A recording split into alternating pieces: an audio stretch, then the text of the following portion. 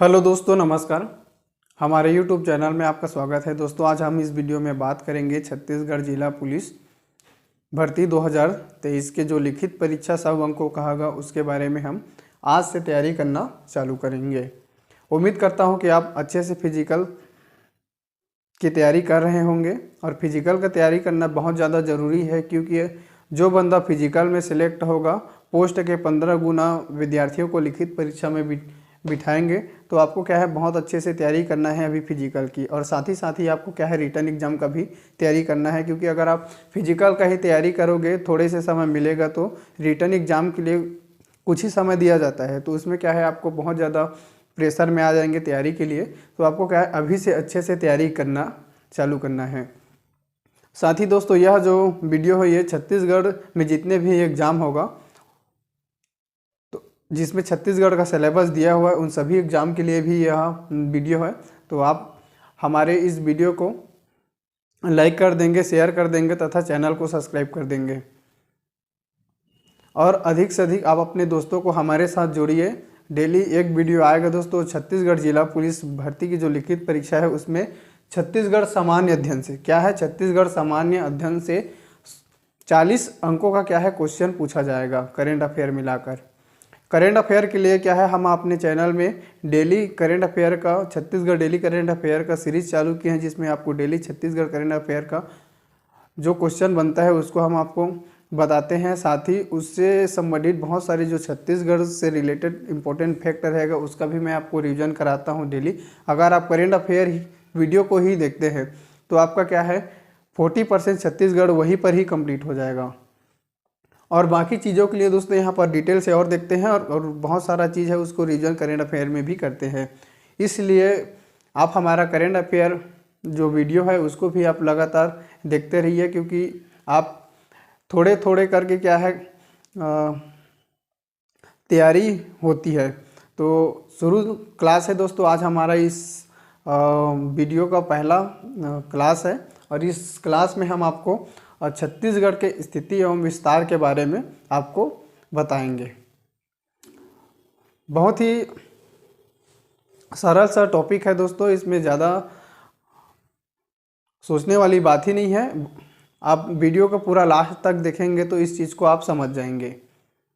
तो दोस्तों, लाइक कर दीजिए, सब्सक्राइब कर दीजिए, और वीडियो को शेयर कर दीजिए अपने दोस्तों के साथ, क्योंकि बहुत से भाई लोग अभी जो पहले बार तैयारी कर रहे हैं जिला पुलिस बल की, तो उसके लिए बहुत ज़्यादा हेल्प हो जाएगा। तो चलिए दोस्तों, हमारा इस क्लास की ओर आगे बढ़ते हैं। हमारे साथ बने रहने के लिए आपका धन्यवाद। चलिए यहाँ पर देखते हैं। तो क्या है दोस्तों, यहाँ पर छत्तीसगढ़ के स्थिति एवं विस्तार के बारे में हम यहाँ पर समझेंगे कि छत्तीसगढ़ का स्थिति और उसका विस्तार कहाँ कहाँ तक है। तो कहने का मतलब है यह है दोस्तों, 17 डिग्री 46 मिनट से लेकर 24 डिग्री 5 मिनट उत्तरी अक्षांश तथा 80 डिग्री 15 मिनट पूर्वी देशांतर से लेकर 24 डिग्री 25 मिनट पूर्वी देशांतर में स्थित विशाल भूभाग को छत्तीसगढ़ कहा जाता है। और छत्तीसगढ़ भारत का 26वां राज्य है, जिसकी राजधानी क्या है, अटल नगर नवा रायपुर है। छत्तीसगढ़ की स्थापना 1 नवंबर सन 2000 को हुआ था। आप इन सभी चीज़ों को याद रखिए। अब दोस्तों, जैसे यह हमारा क्या है, छत्तीसगढ़ का मैप है। इसमें मैं बोल रहा हूँ 17 डिग्री 46 मिनट उत्तरी अक्षांश से लेकर 24 डिग्री 5 मिनट उत्तरी अक्षांश तथा 80 डिग्री 15 मिनट पूर्वी देशांतर, क्या बोल रहा हूँ, पूर्वी देशांतर से लेकर 84 डिग्री 25 मिनट पूर्वी देशांतर में स्थित विशाल भूभाग को क्या बोलते हैं, छत्तीसगढ़ बोल रहे हैं। तो आपके मन में एक क्वेश्चन आ रहा होगा कि उत्तरी अक्षांश मैं क्यों बोल रहा हूँ, पूर्वी देशांतर क्यों बोल रहा हूँ। तो इस चीज़ों को आपको समझने के लिए सबसे पहले हम क्या है, अक्षांश और देशांतर रेखाएं क्या होती है उसके बारे में डिटेल से डिस्कस करेंगे। तब आपको समझ आएगा कि क्या होता है उत्तरी अक्षांश, क्या होता है पूर्वी देशांतर। इस चीज़ों को आपको समझना है। तो चलिए, यहाँ पर बहुत ही सरल एवं सामान्य तरीका है, उससे मैं आपको समझा दूंगा क्या होता है उत्तरी अक्षांश, क्या होता है पूर्वी देशांतर में ही, क्यों ये हमारा छत्तीसगढ़ स्थित है। तो हम बात करेंगे अक्षांश एवं देशांतर रेखाएं। क्या है? अक्षांश एवं देशांतर। क्या है दोस्तों? देशांतर रेखाओं के बारे में। ठीक, इतना चीज़ आप नोट से बनाना चालू कर दो। ठीक है दोस्तों, तो यहाँ पर क्या है? अक्षांश। तो पहला हम लोग क्या देखेंगे? अक्षांश रेखा। क्या है ये? अक्षांश रेखा। देखो दोस्तों, अक्षांश रेखाएं क्या होती है? अक्षांश एवं देशांतर एक काल्पनिक रेखाएं होती है, जिसे कहाँ पर खींची जाती है? तो उसको ग्लोब पर खींची जाती है। इस प्रकार की जो अक्षांश एवं देशांतर रेखा को पृथ्वी पर नहीं खींचा गया है। पृथ्वी पर कहीं पर नहीं खींचा गया है पृथ्वी पर, लेकिन क्या है, इसे ग्लोब पर खींची गई जो काल्पनिक रेखाएं हैं उसको क्या बोलते हैं? अक्षांश रेखाएं बोलते हैं। ठीक, तो अक्षांश रेखाएं क्या होता है उसके बारे में हम जानते हैं। तो सबसे पहले ये देखेंगे कि ये जो ग्लोब है दोस्तों, क्या है? पृथ्वी के बहुत बड़ा विशाल हमारा पृथ्वी है, तो उसका अध्ययन तो हम कर नहीं सकते, तो एक छोटा सा क्या है उसका मॉडल बना दिए हैं और उसी को हम लोग क्या है? पृथ्वी मानते हैं। पृथ्वी मानते हैं तो पूर्व से पश्चिम की ओर क्या है? पूर्व से पश्चिम की ओर एक रेखा खींची गई है। इसको क्या बोलते हैं? 0 डिग्री अक्षांश रेखा। ये क्या है दोस्तों? अक्षांश रेखा। जो पूर्व से पश्चिम की ओर, मतलब इस तरीक़ा से जो पूर्व से पश्चिम को मिलाने वाली एक समांतर रेखा है जो खींची गई है, वो क्या है? वो अक्षांश रेखा है। और ये क्या है? 0 डिग्री अक्षांश रेखा। अब ये जो 0 डिग्री अक्षांश रेखा है, इसे और किस किस नाम से जाना जाता है? तो इसको क्या बोलते हैं? भूमध्य रेखा। भूमध्य रेखा। क्या नाम है इसको दोस्तों? भूमध्य रेखा बोलते हैं। और इसको विषुवत, क्या है वो? विषुवत रेखा। विषुवत रेखा इसको बोलते हैं। और इसको अंग्रेजी में क्या है? इक्वेटर भी बोलते हैं। अब आपको क्या है, अब आप इसका अगर परिभाषा लिखना चाहते हैं तो लिख सकते हैं।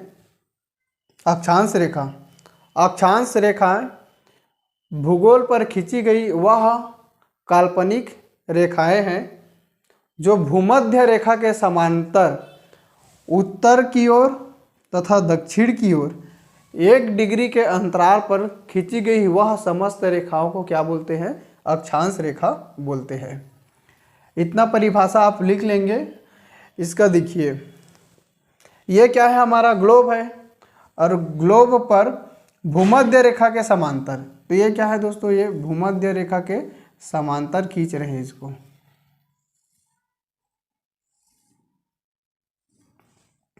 उत्तर की ओर खींच रहे हैं। अब क्या है? ये दक्षिण की ओर। ये है हमारा दक्षिण की ओर और लास्ट में ये है बिंदु जैसा रहता है, ये क्या है? 90 डिग्री है। कितना डिग्री है? 90 डिग्री है। तो जो भूमध्य रेखा होता है या विषुवत रेखा होता है, या दोस्तों पृथ्वी को 2 भागों में विभक्त कर देता है। तो कौन कौन से भागों में विभाजित कर देता है? ये 0 डिग्री के जो ऊपर रेखाएं हैं, कितना है? जो 0 डिग्री के ऊपर है, अगर इसको हम देखेंगे तो यहाँ से 0 डिग्री के जितने ऊपर है, उत्तर की ओर है, उसको क्या बोलते हैं? उत्तरीय गोलार्ध। कौन से गोलार्ध बोलते हैं? उत्तरीय गोलार्ध। और दक्षिण की ओर जो भाग है भूमध्य रेखा के जो दक्षिण की ओर, उसको क्या बोलते हैं? दक्षिणी गोलार्ध। तो हम जो अभी पढ़ रहे थे कि 17 डिग्री 46 मिनट उत्तरीय अक्षांश, क्योंकि ये छत्तीसगढ़ उत्तर की ओर होगा भूमध्य रेखा से, तो क्या है? उत्तरी अक्षांश रेखा। तो इससे दोस्तों ये क्वेश्चन पूछा जाता है कि कुल अक्षांश रेखाओं की संख्या कितनी है? तो कुल अक्षांश रेखाओं की संख्या कितनी है? तो यहाँ पर देखिए, ये 0 डिग्री है भूमध्य रेखा। यहाँ से प्रत्येक 1 डिग्री के अंतराल पर उत्तर की ओर खींचे गए हैं रेखा और दक्षिण की ओर खींचे गए हैं रेखा। तो टोटल दक्षिण की ओर 90 रेखाएं और उत्तर की ओर 90 रेखाएं, तो टोटल 90 और 90 कितना हो गया दोस्तों? 180। तो टोटल जो क्या है अक्षांश रेखाओं की संख्या है 80। और इसमें अगर भूमध्य रेखा सहित पूछा जाएगा तो भूमध्य रेखा 1 है दोस्तों।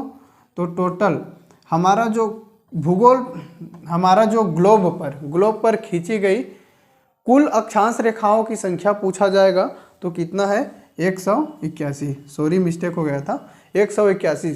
मतलब कहने का मतलब है कि टोटल 181 अक्षांश रेखाएं हैं। इससे एक क्वेश्चन और पूछा गया जाता है, देखिए यहाँ पर है ये, तो किस अक्षांश रेखाओं की लंबाई सर्वाधिक है। तो सबसे लंबी अक्षांश रेखा कौन सी है ये भी पूछा जाता है। तो सबसे लंबी अक्षांश रेखा हमारा क्या है, भूमध्य रेखा है।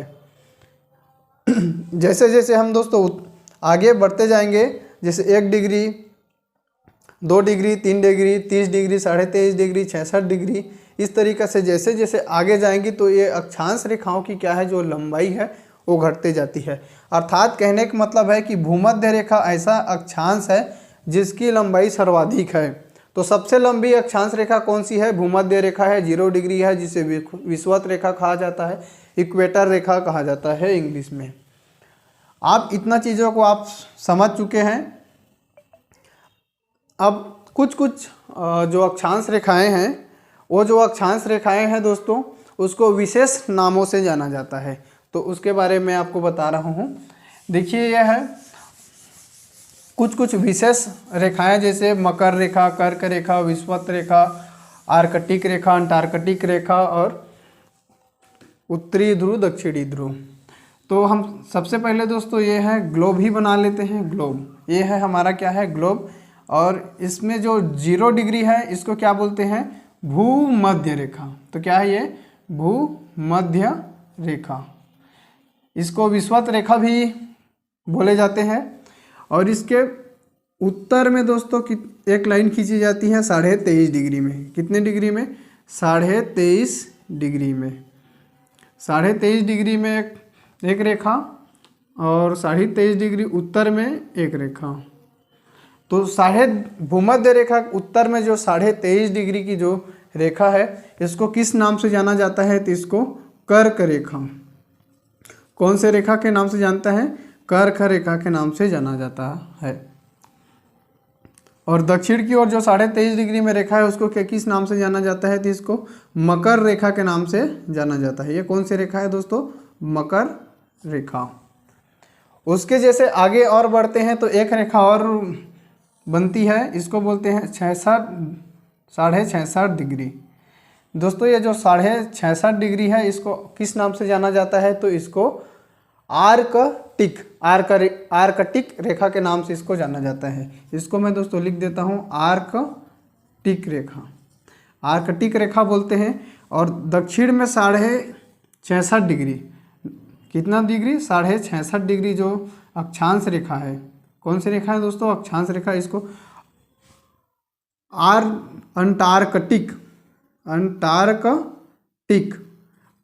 अंटार्कटिक। और इसको दोस्तों जैसे इसको और वृत्त भी बोलते हैं, क्या बोलते हैं, वृत्त। तो आर्कटिक वृत्त, मकर वृत्त, कर्क वृत्त और आर्कटिक वृत्त। तो इसको वृत्त भी हम बोल सकते हैं, क्योंकि जैसे आप देखिए एक हमारे पास क्या है, फुटबॉल है। अगर फुटबॉल को बीच से ऐसे लाइनिंग करेंगे चारों तरफ तो ग्लोब भी वैसी रहता है, तो उसको भूमध्य रेखा बोलते हैं। तो इसको हम लोग 0 डिग्री वृत्त भी बोलते हैं। उसी प्रकार हमारा क्या है, आर्कटिक वृत्त बोलते हैं, मकर वृत्त भी बोलते हैं, कर्क वृत्त, आर्कटिक वृत्त। और यहाँ पर क्या है, ध्रुव। क्या है दोस्तों, ध्रुव में जो अक्षांश रेखाएं हैं वह एक बिंदु के समान हो जाता है। तो इसको क्या बोलते हैं, उत्तरीय ध्रुव। उत्तरीय ध्रुव, उत्तरी ध्रुव है और ये दक्षिणी ध्रुव, दक्षिणी ध्रुव। अब देखिए दोस्तों, अब ये है जो अक्षांश रेखा, दो अक्षांशों के बीच में कितने किलोमीटर का अंतर होता है, तो 111 किलोमीटर का अंतर होता है। उम्मीद करता हूँ कि आप इतने चीज़ों को अच्छे से समझ जाएंगे। तो कहने का मतलब ये है कि देखिए हमारा जो भारत है, भारत कहाँ पर है, भारत जो कर्क रेखा है वो भारत को दो भागों में विभाजित कर देता है, उत्तर की ओर और दक्षिण की ओर। तो अपना जो भारत है दोस्तों यहाँ पर होगा।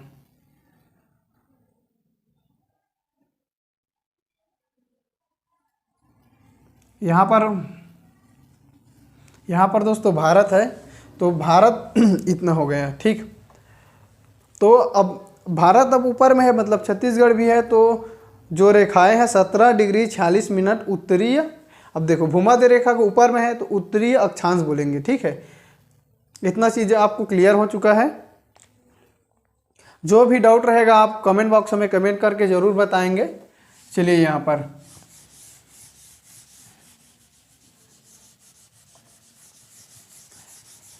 अब दोस्तों हम लोग बात करेंगे किस रेखा के बारे में, तो हम लोग देशांतर रेखा, क्या होता है देशांतर रेखा, देशांतर रेखा के बारे में जानेंगे। देशांतर देशांतर देशांतर रेखा, देखिए बहुत लोग कन्फ्यूजन रहते हैं कि कौन सा अक्षांश है कि कौन से देशांतर। तो जैसे आप देशांतर लिखेंगे तो यहाँ पर देखिए ये जो है, ये जो मात्रा है ना, इसी को ध्यान रखना कि ऐसा है। तो जो भी इस तरीक़ा से जो लाइन रहेगा उसको क्या बोलते हैं हम लोग, देशांतर बोलते हैं। इसको अगर जान लेंगे तो अक्षांश इसको बोलेंगे, सीधा सी बात है ना। तो कन्फ्यूजन रहता है कि कौन से देशांतर रेखा है और कौन सी अक्षांश रेखा है। तो इस तरीक़े से आप जान सकते हैं, ये जो मात्रा है इसको सीधा खींच दो ऐसे, तो क्या है ये ऐसा आ रहा है इस तरीक़े से। हाँ, तो यही क्या है दोस्तों हमारा इसको पहचानने का तरीका है कि यह इस तरीक़े से जो ऊपर से नीचे की ओर रहेगा इसको क्या बोलते हैं, अक्षांश रेखा। तो क्या होता है अक्षांश रेखा, तो ग्लोब पर खींची जाने वाली यह भी एक क्या काल्पनिक रेखाएं हैं। जैसे यहाँ पर देखिए यह है हमारा ग्लोब, ठीक। ग्लोब में क्या है 0 डिग्री, कितना है डिग्री, 0 डिग्री जो है देशांतर रेखा है। इसको किस नाम से जाना जाता है, बहुत सारी दोस्तों यहाँ पर इस तरीक़ा से रेखाएं खींची जाती है।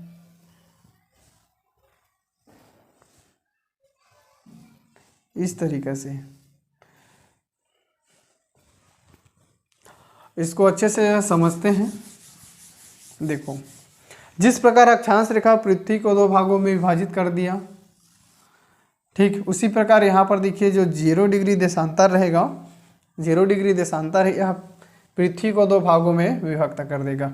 इस साइड में क्या है पश्चिमी साइड है, पश्चिमी, इसको गोलार्ध बोलेंगे, गोलार्ध।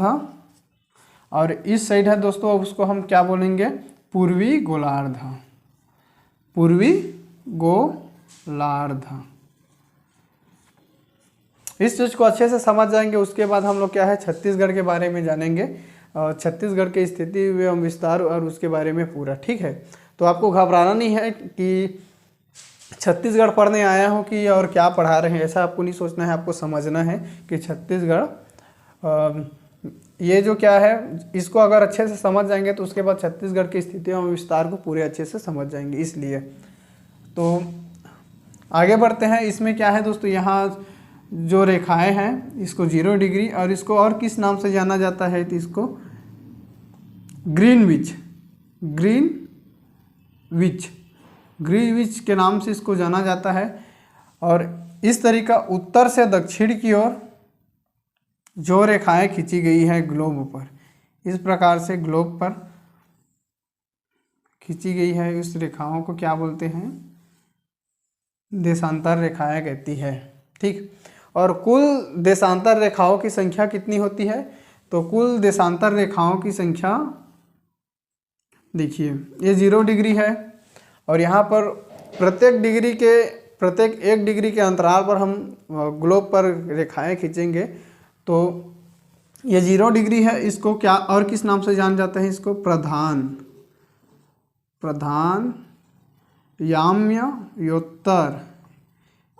याम्योत्तर रेखा इसको बोला जाता है 0 डिग्री को। अब समस्या ये हुआ कि जो ग्लोब पर जैसे गेंद है उसमें ऐसे घुमा घुमा के जो क्या है रेखाएं खींचेंगे, ठीक है। तो उसमें सभी रेखाएं समान हैं, इसमें कोई छोटा बड़ा नहीं है। जैसे अक्षांश में भूमध्य रेखा सबसे ज़्यादा लंबा था और ध्रुव की जो रेखा है वो एक सिर्फ बिंदु के समान था। तो यहाँ पर क्या है, दिक्कत आने लगी कि किस जो देशांतर रेखा है उसको 0 डिग्री माने। तो क्या है, लंदन में एक बैठक हुआ और उस बैठक में सर्वसम्मति से पारित किया गया कि जो ग्रीनविच है वहाँ से जो काल्पनिक रेखाएं गुजर रही उसको 0 डिग्री देशांतर रेखा बोलेंगे और उसी के नाम पर इसको ग्रीनविच रेखा और इसको प्रधान यामोत्तर रेखा के नाम से जाना जाता है। अब इसकी टोटल कुल संख्याएं कितनी हैं, तो अगर ग्रीनविच से इधर की ओर जाएंगे, ये मान के चलो दोस्तों ये ग्रीनविच है, ठीक है, ग्रीनविच है ये जो रेखा है ये ग्रीनविच है, ठीक। यहाँ से पूर्व की ओर 180 देशांतर रेखाएं और 0 डिग्री से पश्चिम की ओर कितने 180 रेखाएं खींची गई है, 180 डिग्री। तो टोटल दोस्तों जो हमारा, क्योंकि यही से खींचा गया है और ये एक ही रेखा है, तो टोटल हमारी जो अक्षांश हमारा जो देशांतर रेखा है उसकी संख्या कितनी है, तो हमारा जो देशांतर रेखाएं की संख्या कितनी है 360 है। और ऐसा इसलिए है दोस्तों क्योंकि जो 180 डिग्री का जो अक्षांश रेखा है ये दोनों एक ही रेखा है, इसलिए क्या है, इसकी जो संख्या है 360 ही है। इस चीज़ को आप अच्छे से याद रखेंगे, ठीक।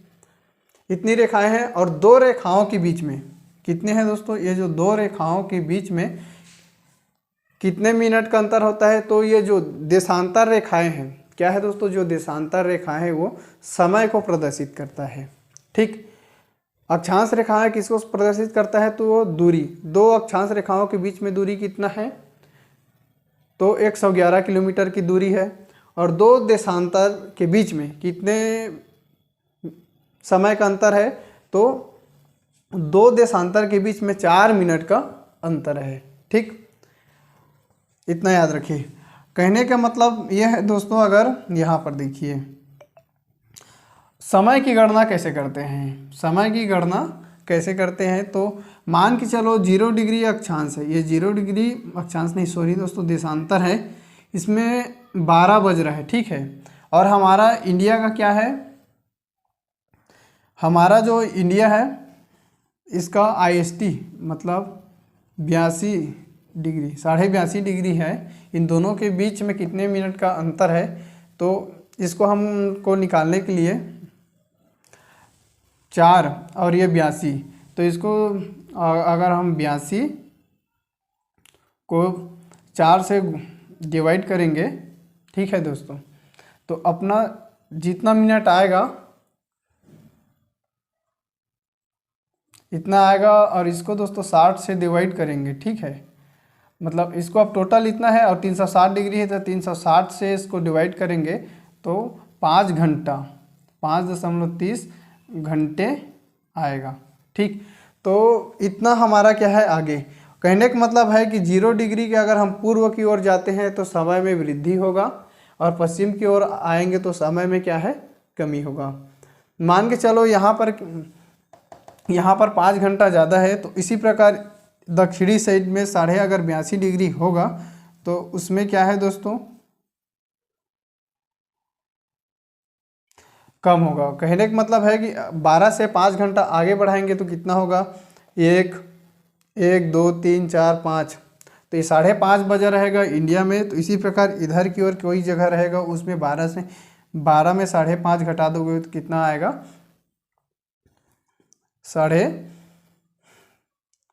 इस चीज़ को आप अच्छे से समझ जाएंगे कि इधर भी 5 घंटा कम होगा और इधर ज़्यादा होगा।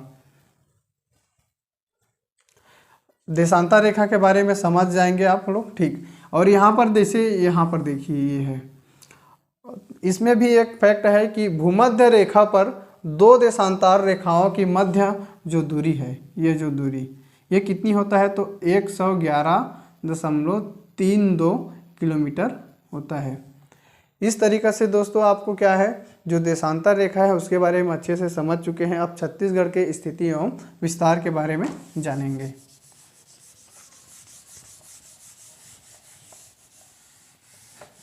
छत्तीसगढ़ की स्थिति और विस्तार के बारे में अभी इसी वीडियो में जानेंगे कि कि कहाँ कहाँ पर इसका क्या है विस्तार है। हर क्वेश्चन दोस्तों आपके लिए इम्पोर्टेंट है। उसी आधार पर यहाँ पर अगर आप देखेंगे तो जो भारत है, भारत की स्थिति एवं विस्तार क्या है, तो भारत की स्थिति एवं विस्तार है 8 डिग्री 4 मिनट। अब देखो उत्तर की ओर है दोस्तों अपना भारत, और जैसे पृथ्वी है ये देशांतर रेखा के आधार पर कितना है, ये 2 गोलार्ध में विभक्त हो जाता है, पश्चिमी गोलार्ध और ये पूर्वी गोलार्ध, ठीक है। और अक्षांश के आधार पर पृथ्वी 2 भागों में विभक्त हो जाता है, ये उत्तरी गोलार्ध और ये दक्षिणी गोलार्ध, ठीक। तो अपना जो भारत है वो यहाँ पर है। तो कहने का मतलब ये है दोस्तों कि ये उत्तरी गोलार्ध में और पूर्वी गोलार्ध दोनों में स्थित है। अगर हम देशांतर पढ़ेंगे अपना भारत और छत्तीसगढ़ के संबंध में, तो जितने भी देशांतर रहेगा वो पूर्वी देशांतर रहेगा, और जितने भी अक्षांश रेखा पढ़ेंगे वो उत्तरी अक्षांश रेखा को पढ़ेंगे, ठीक। इस चीज़ को आपको क्लियर हो गया। अब इसमें आपको कन्फ्यूजन होना ही नहीं है। अपने भारत के किसी भी स्थान के संबंध में अगर कोई भी चीज़ आता है देशांतर, तो हमेशा वो पूर्वी देशांतर रहेगा, और अक्षांश आएगा तो क्या है, हमेशा वो उत्तरी अक्षांश रहेगा। यहाँ पर देखिए 8 डिग्री 4 मिनट जो भारत का स्थिति एवं विस्तार के इतना है, 8 डिग्री 4 मिनट उत्तरी अक्षांश से लेकर 37 डिग्री 6 मिनट उत्तरी अक्षांश तथा 68 डिग्री 7 मिनट पूर्वी देशांतर से लेकर 97 डिग्री 25 मिनट पूर्वी देशांतर पर स्थित विशाल भूभाग को भारत कहा जाता है, जिसकी राजधानी नई दिल्ली है। और उसी के अंतर्गत हमारा राज्य है छत्तीसगढ़ है। तो छत्तीसगढ़ का स्थिति एवं विस्तार क्या है, 17 डिग्री 46 मिनट उत्तरी अक्षांश से लेकर 24 डिग्री 5 मिनट उत्तरी अक्षांश से लेकर 80 डिग्री 15 मिनट पूर्वी देशांतर से लेकर 84 डिग्री 25 मिनट पूर्वी देशांतर के मध्य स्थित विशाल भूभाग को छत्तीसगढ़ कहा जाता है। और छत्तीसगढ़ भारत की 26वां राज्य है, और इसकी जो प्राचीन नाम है वो दक्षिण कोसल के इसको नाम से जाना जाता है। स्थिति एवं विस्तार को देख लिए। छत्तीसगढ़ की स्थापना कब हुआ था, तो छत्तीसगढ़ की स्थापना हुआ था दोस्तों, इसकी स्थापना कब हुआ था, स्थापना छत्तीसगढ़ का क्या है स्थापना 1 नवंबर सन 2000 को हुआ था, ठीक। और यह भारत कितने नंबर का राज्य है, यह भारत का 26वां राज्य है। कितना राज्य है, 26वां राज्य है, ठीक। और इसकी जो राजधानी क्या है, इसकी जो राजधानी है छत्तीसगढ़ की राजधानी क्या है, राजधानी अटल नगर नवा रायपुर छत्तीसगढ़ की राजधानी है। और यह क्षेत्रफल के दृष्टि से, ठीक है दोस्तों, क्षेत्रफल के दृष्टि से भारत का सबसे बड़ा नौवां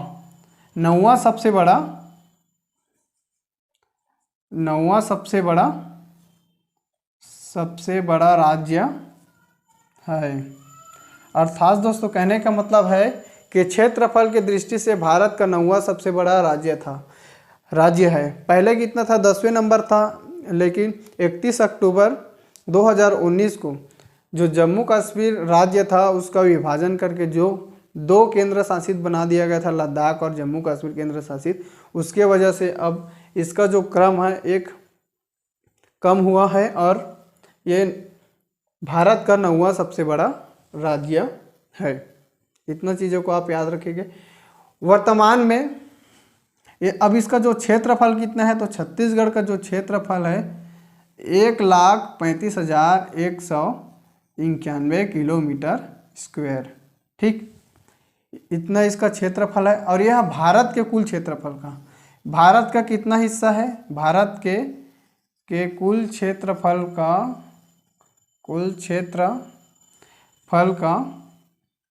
4.14% है। ठीक है दोस्तों। और 1 नवंबर 2000 को मध्य प्रदेश, क्या है? मध्य प्रदेश के 30%, लगभग कितना? 30% भूभाग को अलग करके छत्तीसगढ़ राज्य का निर्माण किया। और 44 साल बाद, मध्य प्रदेश के गठन के 44 साल तक यह छत्तीसगढ़ मध्य प्रदेश के अंतर्गत रहा। फिर 1 नवंबर 2000 को क्या है? ये छत्तीसगढ़ मध्य प्रदेश से अलग हुआ। ठीक, आपको इतना याद रखना है। छत्तीसगढ़ की वर्तमान में जो मुख्यमंत्री है श्री भूपेश बघेल। छत्तीसगढ़ को अगर हम यहाँ से ध्यान से देखेंगे तो इसकी स्थिति और विस्तार को, दोस्तों ये जो छत्तीसगढ़ है तो इसके दक्षिण में कौन से है? दक्षिण में सुकमा जिला है। उत्तर में कौन से है? बलरामपुर।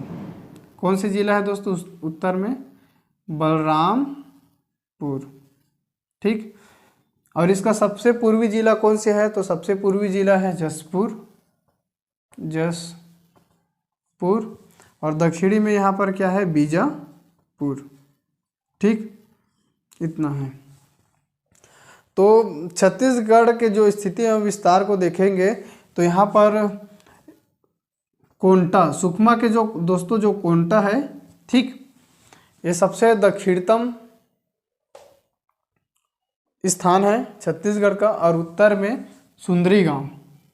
कौन से है? सुंदरी गांव। बलरामपुर की जो सुंदरी गांव है ये सबसे क्या है?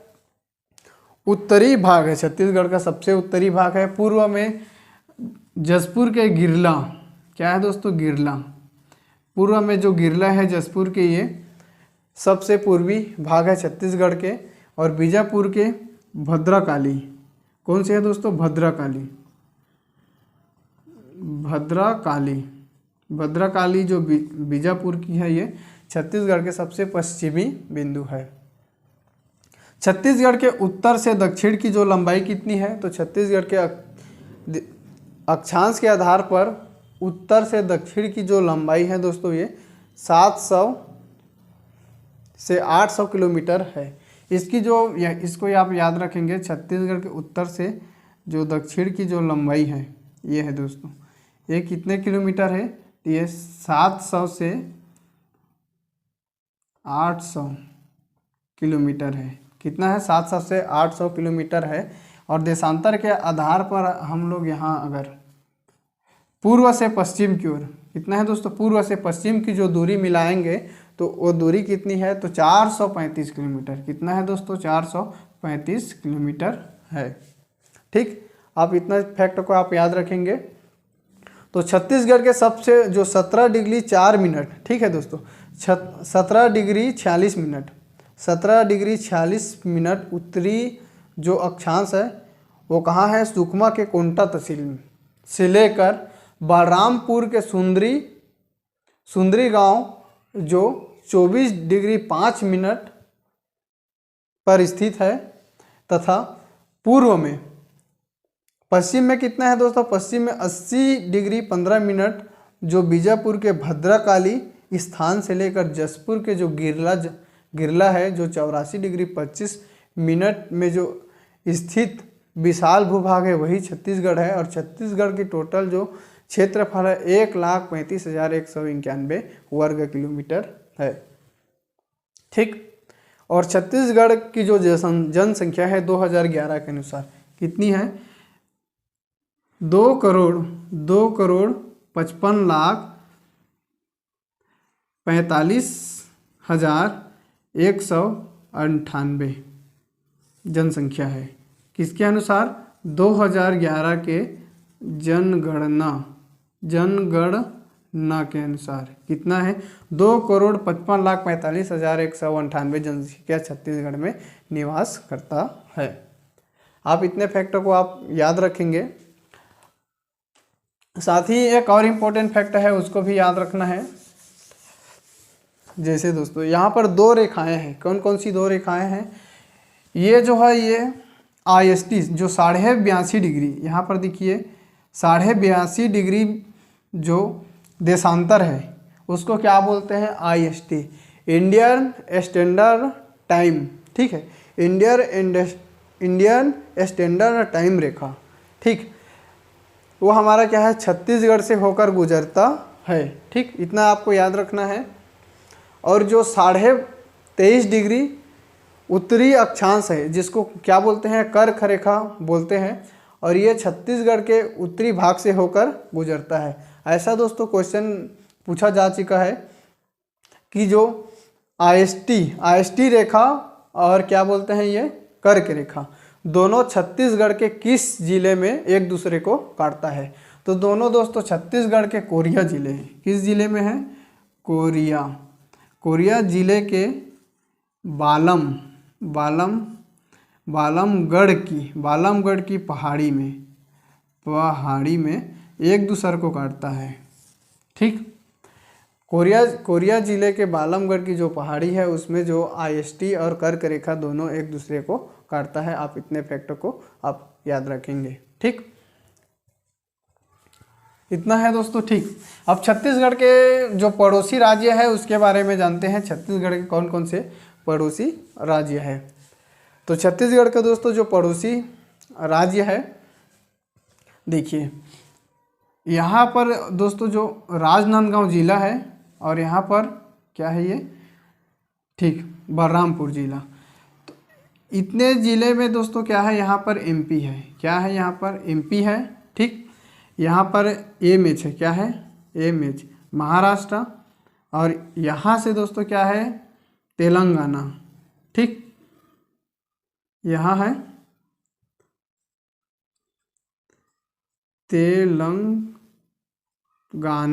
तेलंगाना राज्य है। ठीक, इसके नीचे में तेलंगाना राज्य, और यहाँ पर दोस्तों कौन से राज्य है? ये यहाँ पर आंध्र प्रदेश राज्य स्थित है। ठीक, यहाँ पर आंध्र प्रदेश है, और यहाँ से लेकर यहाँ तक दोस्तों, ठीक, पूरा क्या है? उड़ीसा राज्य। कौन से राज्य है? उड़ीसा राज्य। ठीक, और यहाँ कौन से राज्य है? झारखंड